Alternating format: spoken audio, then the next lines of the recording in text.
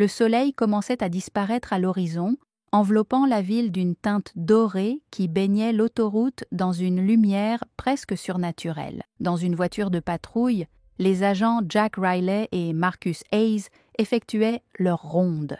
Jack, un jeune officier plein d'enthousiasme fraîchement sorti de l'académie, brûlait d'impatience d'en apprendre davantage aux côtés de Marcus, un vétéran au caractère affirmé, réputé pour son instinct aiguisé et ses méthodes parfois musclées. Alors que la circulation s'écoulait paisiblement, les yeux de Marcus furent attirés par une camionnette noire élégante qui quitta soudainement l'autoroute pour se diriger vers une aire de repos. Son design discret et ses vitres teintées évoquaient immédiatement quelque chose de suspect à ses yeux. Sans hésiter, Marcus mit en marche les feux clignotants et dirigea le véhicule vers l'accotement.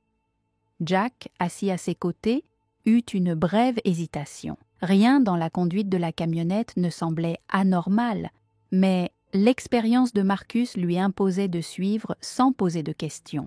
La camionnette s'immobilisa en douceur sur le côté. À l'intérieur, Thomas Langston, un homme d'une 50aine d'années au costume parfaitement taillé et à l'allure empreinte de calme autoritaire, attendait. Aucun des deux officiers ne savait qu'il venait d'arrêter le chef des affaires internes de leur département, un homme qui avait l'habitude de repérer les abus de pouvoir dans ses propres rangs. Marcus descendit de la voiture avec sa démarche confiante habituelle, suivi de près par Jack, qui ressentait une certaine tension croissante. Approchant de la fenêtre côté conducteur, Marcus toqua sèchement contre la vitre teintée. Lentement, Langston la baissa, dévoilant un visage impassible mais scrutateur. « Vos papiers, s'il vous plaît », ordonna Marcus d'un ton sec. Langston, sans un mot de plus, sortit son portefeuille et tendit ses documents. Son expression restait neutre, mais une lueur d'agacement transparaissait dans ses yeux. Marcus, cependant, semblait déterminé à pousser l'interrogatoire plus loin. D'un ton de plus en plus accusateur, il exigea de savoir pourquoi Langston se trouvait dans la zone, quel était son itinéraire et pourquoi il conduisait un véhicule aussi suspect. Langston répondit poliment mais sans s'étendre, refusant de se laisser intimider.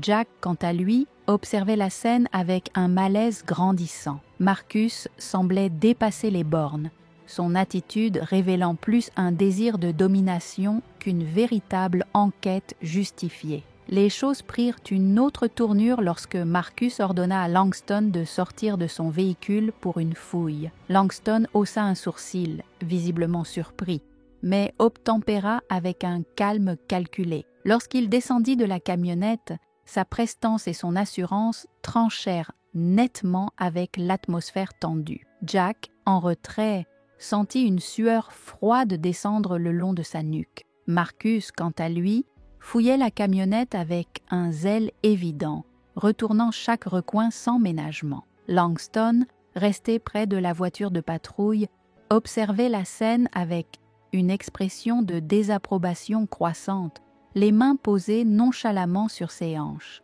Jack ne pouvait plus ignorer le malaise qui montait en lui.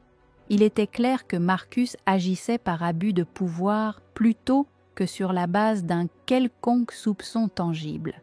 Puis, tout bascula. Langston, excédé, se redressa et d'une voix ferme lâcha. « Ça suffit !» Il sortit de sa poche un insigne brillant accompagné de ses références qu'il tendit à Marcus. « Je suis Thomas Langston, chef des affaires internes. Vous venez de violer plusieurs protocoles en menant cette fouille injustifiée. » L'impact de cette révélation fut immédiat. Marcus resta bouche bée, son visage devenant livide. Jack, quant à lui, sentit son cœur s'arrêter un instant, le choc et l'embarras se lisant sur ses traits. Langston poursuivit d'un ton autoritaire, énumérant les erreurs de Marcus, un contrôle sans motif légitime, une fouille invasive et une incapacité flagrante à désamorcer une situation qui ne présentait aucune menace. Il leur rappela sévèrement que leur rôle n'était pas d'intimider, mais de protéger et de servir. Marcus tenta de balbutier une justification, mais Langston l'interrompit. Cet incident sera signalé. Il y aura des conséquences. L'abus de pouvoir est une faute grave, en particulier pour ceux qui ont juré de faire respecter la loi. Jack, sentant le poids de la situation, prit la parole d'une voix tremblante. « Monsieur Langston, je m'excuse pour ma passivité. Vous avez raison de nous rappeler nos responsabilités. » Langston, bien que toujours ferme, hocha légèrement la tête en signe de reconnaissance. Sous la lumière dorée du coucher de soleil, un silence pesant s'installa, tandis que les deux officiers réalisaient à quel point cette leçon resterait gravée dans leur mémoire. L'attitude de Langston s'adoucit légèrement lorsqu'il s'adressa à Jack. Percevant l'inconfort du jeune recrue, il adopta un ton plus encourageant, le regardant droit dans les yeux. « Jack, commença-t-il d'une voix ferme mais bienveillante, il est normal de ressentir du doute face à une situation comme celle-ci. Mais rappelez-vous toujours ceci. Votre conscience est votre meilleure boussole. Si une action vous semble injuste, même si elle vient d'un supérieur, ayez le courage de la remettre en question. » Jack acquiesça timidement, mais son visage révélait une profonde réflexion.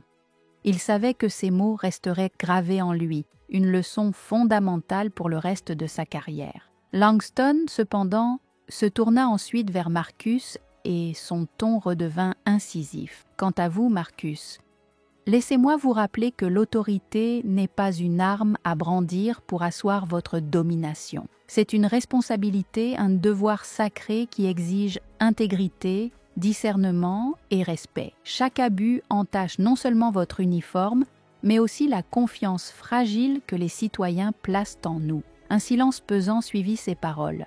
Langston, après un dernier regard appuyé, retourna à sa camionnette. Malgré l'épreuve inutile qu'il venait de traverser, il conservait un sang-froid impressionnant. Alors que son véhicule disparaissait dans la lumière du crépuscule, Marcus et Jack restèrent immobiles près de leur voiture de patrouille, le poids des paroles de Langston semblant suspendu dans l'air autour d'eux. Marcus, d'ordinaire sûr de lui, paraissait visiblement ébranlé. Son visage trahissait une introspection rare, comme s'il mesurait pour la première fois les conséquences de son comportement. Jack, quant à lui, semblait plongé dans ses pensées, revisitant chaque détail de la scène. Pour lui, cette expérience marquerait un tournant, un rappel brutal mais nécessaire des principes fondamentaux qu'il s'était juré de respecter en intégrant les forces de l'ordre. De retour au commissariat, Marcus et Jack déposèrent leur rapport, conscients que l'incident ferait l'objet d'un examen interne approfondi. Pour Marcus, cet événement représentait une humiliation cuisante, un miroir cruel de ses préjugés et de son excès de zèle. Ce moment de vérité le força à reconsidérer non seulement ses actions, mais aussi les valeurs qui guidaient sa carrière. Pour Jack, c'était un apprentissage crucial, une épreuve qui renforçait ses convictions sur l'équité et la responsabilité. En repensant à cet épisode, il réalisa à quel point il était déterminé à servir avec intégrité, à devenir l'agent de changement qu'il avait toujours rêvé d'être. Quant à Langston, de retour à son bureau, il réfléchit à l'incident. Il savait pertinemment que ce genre de confrontation ne suffirait pas à transformer la culture policière du jour au lendemain. Mais il croyait fermement que chaque rappel de leur responsabilité, aussi petit soit-il, pouvait semer les graines d'un changement durable. Pour lui, la justice ne se limitait pas à faire respecter la loi. Elle consistait aussi à incarner ses idéaux les plus élevés et à montrer l'exemple, même dans les moments les plus difficiles. Les jours suivants, l'incident devint un sujet brûlant au sein du département. Les agents discutaient vivement de ce qui s'était passé, débattant sur les limites de l'autorité et sur l'importance d'agir dans le respect des lois et des citoyens. Pour Marcus, Ces discussions le poussèrent à entreprendre une introspection profonde. Il prit conscience de ses erreurs et s'efforça de réévaluer son approche, s'engageant à devenir un meilleur officier. Pour Jack, cet événement lui rappela pourquoi il avait rejoint les forces de l'ordre, non pas pour exercer un pouvoir, mais pour servir avec honnêteté et avoir un impact positif sur sa communauté. Langston, lui, observait ces changements avec un espoir prudent. Chaque action comptait, chaque rappel d'intégrité pouvait infléchir le cours des choses. Et bien qu'il sût que la route serait longue, il était déterminé à poursuivre sa mission, défendre les principes de justice, protéger les citoyens et rappeler à chaque officier ce que signifiait véritablement le serment qu'ils avaient prêté.